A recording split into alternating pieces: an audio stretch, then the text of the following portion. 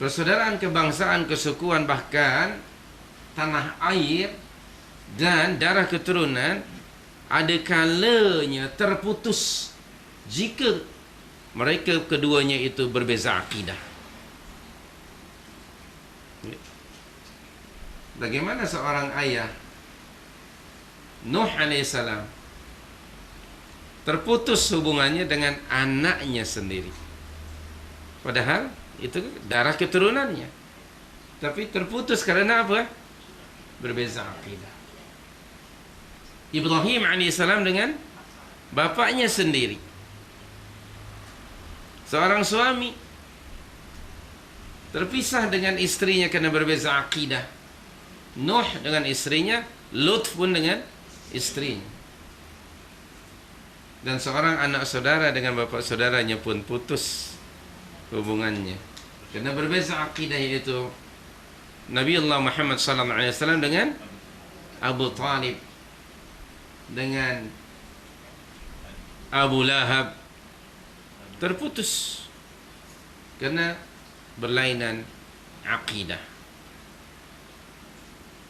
Akhuwah imaniyah lebih kuat, lebih bermanfaat dalam kehidupan dunia sehinggalah akhirat. Bukankah salah seorang atau kelompok manusia nanti pada hari hisab yang akan mendapat izin dari Allah untuk dapat saling memberi syafaat, bukankah mereka itu antara orang mukmin dengan mukmin? Bukan begitu? Bukan antara orang bangsa tertentu dengan bangsa yang lain, tetapi orang-orang yang beriman. Dan manfaat persaudaraan yang diasaskan di atas iman, di atas takwa, akan dibawa sehingga akhirat. Sila rujuk surah Az-Zukhruf. Surah nomor berapa Az-Zukhruf itu? 43 ayat 67. Anda perhatikan firman Allah di sini. Surah 43 ayat 67. Qauluhu ta'ala, Bismillahirrahmanirrahim. Al-akhillau yawma idhin ba'duhum li ba'din aduwwun illa al-muttaqin. Sudah jumpa ayatnya? Ya, muka surat 803 ya. Ayat 67. Teman-teman karib, close friend, best friend masa di dunia ni, pada hari itu, yakni hari hisab, sebahagiannya menjadi musuh kepada sebagian yang lain. Pada hari itu mereka akan saling menyalahkan antara satu dengan yang lain. Kecuali siapa? Kecuali orang-orang yang bertakwa. Harapan kita semoga kita berkenalan dan bersaudara, asasnya ialah ketakwaan. Akhun fid din, akhun fil iman. Akhukum fid din, saudara anda seagama.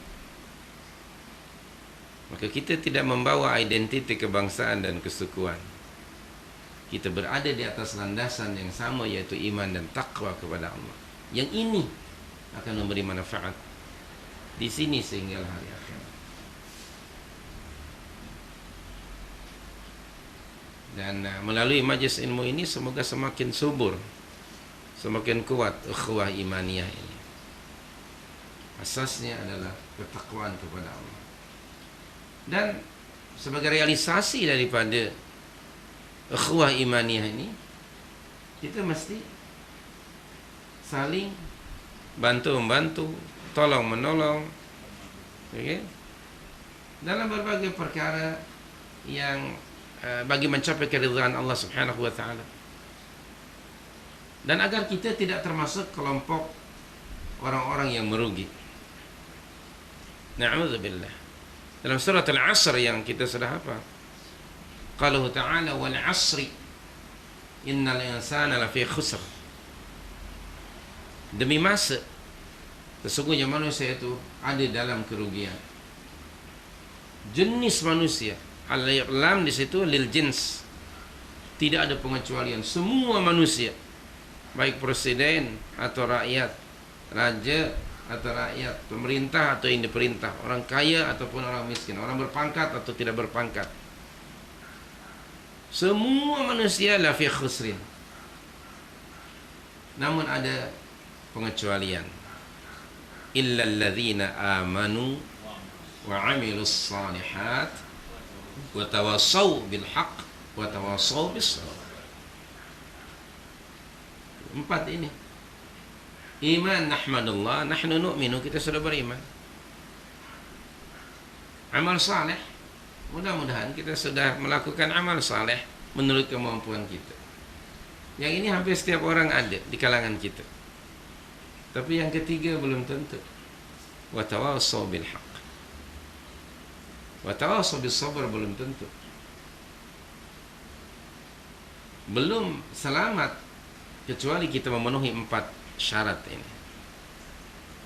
Kita baru 1 dan 2 aja. At-tawasi bil haqqi wa tawasi bis sabr. Kalimah wa tawasaw wazannya tafa'al. Saya pernah terangkan dahulu. Yang ini disebut dengan musyarakah, saling. Wa tawasaw bil haqq, saling apa? Ingat mengingatkan, bantu membantu, nasihat menasihati dengan kebenaran. Berasaskan al-haqq. Maknanya di sini dakwah, kata Syekhul Muhammad ibn Abdul Wahhab rahmatullahi alaih, at-tawasi bil haqq bermakna dakwah. Jadi tidak hanya cukup iman dengan amal, dia mesti ada sharing kebaikan itu dengan orang lain. Dan dakwah saya selalu sebut berasaskan pada surah Ali Imran 104. Ada 2 sasaran dakwah. Dakwah keluar dan dakwah ke dalam. Dakwah keluar yang menjadi sasaran ialah orang-orang musyrikun.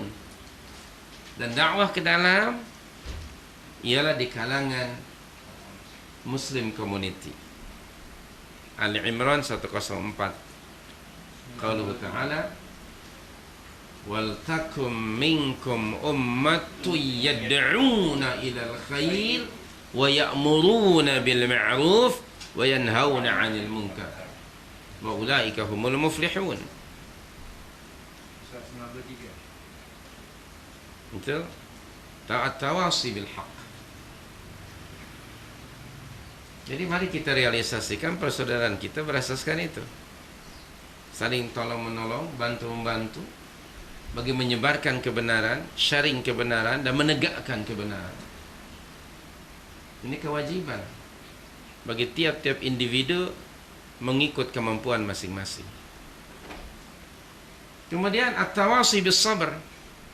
Untuk melaksanakan itu, semua itu, menuntut ilmu, mengamalkan ilmu, apalagi ketika berdakwah mengajak orang, dia perlu pada sabar. Perlu pada kesabaran. Nak menuntut ilmu perlu sabar, mengamalkannya lagi perlu sabar, apalagi menyampaikannya. Diperlukan ekstra sabar. Semoga itulah salah satu realisasi daripada ukhuwah imaniyah. Persaudaraan yang saling memberi, menunjukkan pada jalan yang baik.